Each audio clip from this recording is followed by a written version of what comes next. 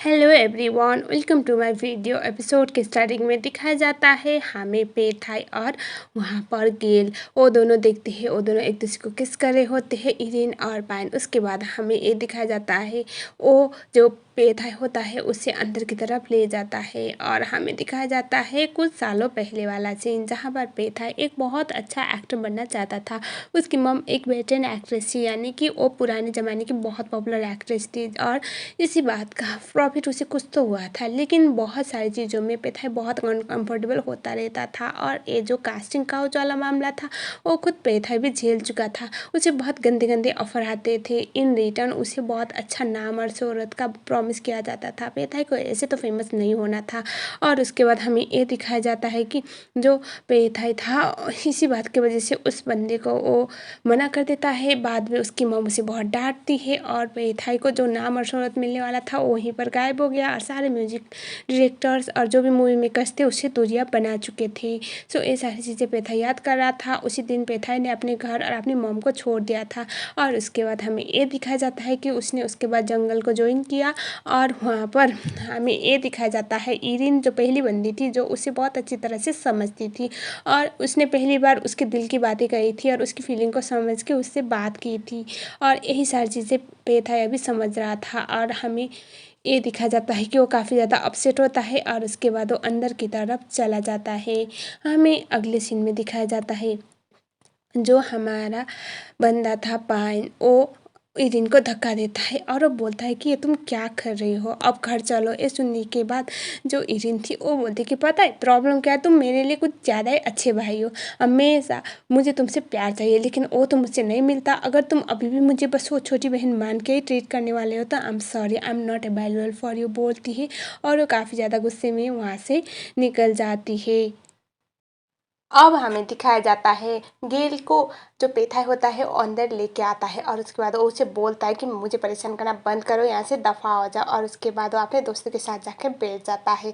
तभी हैक उसे बोलता है कि ये कुछ ज़्यादा नहीं हो गया। और उसके बाद नाती का भी यही कहना था कि ये कुछ ज़्यादा हो गया। और तभी हमें दिखाया जाता है गेल को, वो सोच रही थी कि डाव कहाँ पर चली गई, वो अभी भी नशे की हालत में होती है। और उसके बाद वो डाव डाव बोल रही होती है तो और लड़के होते हैं वहाँ पर दो तीन, वो लोग बोलते हैं कि हमें पता है तुम्हारी फ्रेंड कहाँ गई है। ये सुनने के बाद गेल बोलते कि सच्ची में, वो लोग बोलते कि हाँ मुझे पता है कहाँ पर गई है, चलो हम लोग उसे उस वहाँ तक ले जाते हैं तुम्हें। और उसके बाद हमें ये दिखाया जाता है कि जो गेल थी वो तो उन लड़कों के साथ चली गई। नाथी बोलता है कि ये देखो तुम्हारी मुसीबत तो ख़त्म होने का नाम नहीं ले रही। और उसके बाद हमें दिखाया जाता है जो हमारा बंदा था वो बोलता है कि ये भगवान। और उसके बाद ऐसे पार्किंग एरिया में दिखाया जाता है, पार्किंग एरिया तो नहीं बोलेंगे, थोड़ा अंधेरा था। वहाँ पर जाने के बाद गेल बोलती है कि मुझे लगता है तुम लोग मुझे कहीं और ले जा रहे हैं, मैं वापस जा रही हूँ, बाद में मैं ढूंढूंगी तो उसको। लेकिन वो लोग बोलते हैं कि अब यहाँ तक आप पहुँची हो तो ऐसे कैसे जा सकती हो। और उसके बाद उसका हाथ पकड़ती है और उसके साथ मिसबिहेव करने की ट्राई करती है। तब यहाँ पर पेथाई आता है, उसे एक लात मारता है और गेल को पूछता है कि तुम ठीक हो ना। गेल बोलते हैं हाँ। और उसके बाद ऐसे बहुत खतरनाक वाला फाइट होता है जहाँ पर सारे जंगल टीम उन लोगों से डील करते हैं। और उसके बाद जो नाती था वो बोलता है कि हम लोग एक नंबर के निकम्मे ज़रूर है, लड़कीबाज भी ज़रूर है, लेकिन हमने कभी भी किसी भी लड़की को अपने साथ फोर्स नहीं किया है और हमारा रूल है। और उसके बाद वो लोग बोलते हैं कि जंगल टीम में। और उसके बाद नाथी और सब लोग बोलते हैं कि हाँ यहाँ से दफ़ा आ जाओ अगर ज़िंदा रहना चाहते हो तो। और उसके बाद वो लोग वहाँ से चले जाते हैं। और उसके बाद हमें दिखाया जाता है गेल को अंदर लाया जाता है और उसके बाद पेथाई गेल को बोलता है कि तुम कोई 2 साल की बच्ची हो जो किसी की बातों में भी आके चली गई। और तभी डाव के बारे में बोलते हुए बोलते हैं कि मुझे डाव के बारे में जानना था, वो कहाँ चली गई। और उसके बाद वो पूछता है वन ऑफ जंगल मेंबर की डाव कहाँ गई। हैक बोलता है कि पता नहीं कहाँ पर है।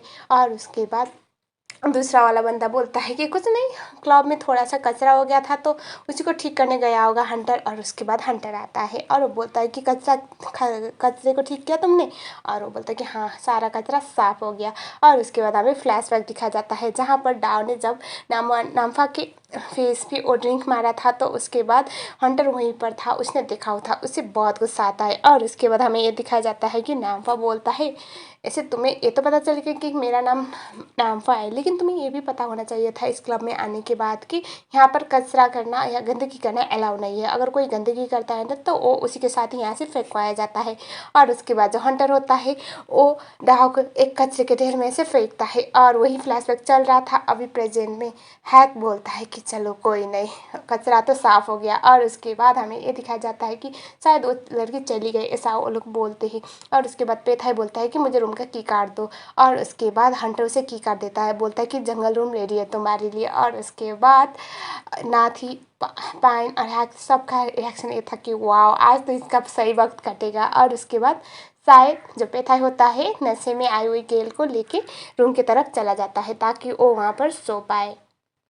पेथाई गेल को रूम के अंदर ले जाता है और उसके बाद गेल काफ़ी घबराई हुई थी। वो अपने हाथ में नेल कटर वाला चाकू पकड़ के बोल रही थी कि मेरे आसपास आना मत। ये सुनने के बाद पेथाई बोलता है कि तुम डरो मत, मैं वो नहीं करूँगा जो उन लड़कों ने तुम्हारे साथ करने की ट्राई किया था, मैं ऐसा नहीं हूँ। और उसके बाद वो वॉशरूम की तरफ जाता है और वो उसके मुँह पर एक टॉवल फेंकता है और वो बोलता है कि जल्दी से चेंज करो, शावर ले लेना। ये सुनने के बाद जो हमारी बंदी थी वो बोलती कि मुझे तुमसे बात करनी है। ये सुनने के बाद पेथाई बोलता है कि मुझे तुमसे कोई भी बात नहीं करनी, यहाँ पर रेस्ट ले लो, कल निकल जाना यहाँ से। वो जाने वाला होता है, पेथाई को गेल रोकती है और उसके कंधे पे ऐसे हाथ रख के बोलती है कि मुझे एक बात बताओ, मेरे डिज़ाइन में क्या प्रॉब्लम है, तुम्हें पसंद क्यों नहीं आया। ये सुनने के बाद जो पेथाई था वो बोलता है कि मुझे पसंद नहीं आया। ये सुनने के बाद डाउ जो गेल होती है वो बोलती है कि क्या पसंद नहीं आया, वो भी बताओ ना। ये सुनने के बाद वो बोलता है कि मुझे बहुत सिंपल डिज़ाइन पसंद है और तुम्हें तुम्हारा बहुत एथेंटिक था, ऐसा वो बोलता है। ये सुनने के बाद जो गेल थी वो बोलती कि तो ठीक है ना, मैं बना दूंगी ना सिंपल डिज़ाइन,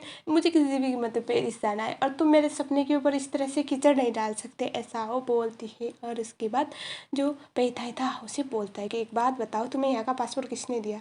ये सुनने के बाद वो बोलती है कि वो तुम्हारा फ्रेंड है ना जिसके कानों में सांप वाला ईयरिंग जैसा कुछ है, तो उसने। ये सुनने के बाद वो बोलता है कि कुत्ता कमीना नाफा, मैं तुझे छोड़ूंगा नहीं। और उसके बाद जो गेल थी वो बोलती है कि मैं तुम्हारे लिए बेस्ट डिज़ाइन बनाऊंगी। और उसके बाद वो उसे पूछता है कि और तुम्हें कैसे पता चला कि क्रिसमस सॉन्ग ही मेरा बर्थडे वाला डेट है।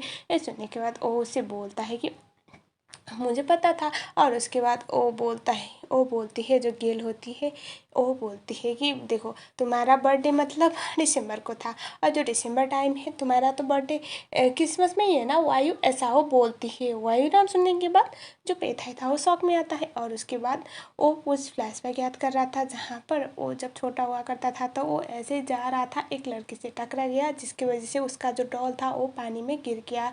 पानी से डॉल तो निकाला नहीं गया, लेकिन जो हमारा पेथाई था जिसका नाम बचपन में वायु हुआ करता था वो उसे सॉरी बोलता है और वो बोलता है कि मैं इस चीज़ को मेकअप करने के लिए कुछ भी करने को रेडी हो, बोलो क्या करना है। तभी जो गेल थी उसने उसे एक डॉल बना के रखा हुआ था और वो बोलती है कि तुम यहीं पर रहो। और तभी जो वायु था वो उसे बोलता है कि मेरी मॉम आ रही है, मेरा बर्थडे है कुछ दिनों बाद। और वो अपना बर्थडे का डेट भी बताता है और बोलता है कि उस टाइम पे मैं तुम्हारे लिए नया डॉल खरीदने के लिए बोलूँगा, प्लीज़ इस टाइम पे मुझे जोकर मत बनाओ। और तभी वहाँ पर उसकी मॉम आ गई थी और यही सीन अभी प्रेजेंट में पेथा याद करता है और वो पीछे मुड़ के बोलता है कि इसका मतलब तुम वो लड़की हो। और तब तक तो हमारी मैडम घोड़े बेच के सो चुकी थी और वो सोचता है कि क्या ये सच्ची में वही लड़की है। उसके करीब जाता है, उसे घूर के देखता है और वो सोचता है कि हाँ ये तो बिल्कुल उसी की तरह दिखती है।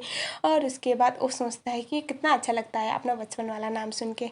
और तभी वो उसे बोलता है कि थोड़ा आराम से सो जाओ, तुम्हारे शूज़ निकालने हैं। वो बोले थे कि हटो यहाँ से हटो, और वो कंटिन्यूसली लात को से चला रही थी।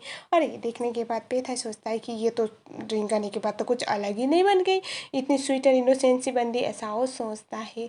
और उसके बाद जो पेथाई था वो ऐसे सोचता था कि अच्छा लगा, ये बचपन में जैसी थी अभी भी ऐसी ही है। और बाद में वो रियलाइज़ करता है कि मैं क्यों स्माइल कर रहा हूँ और वो अपने आप को ऐसे रोकता है।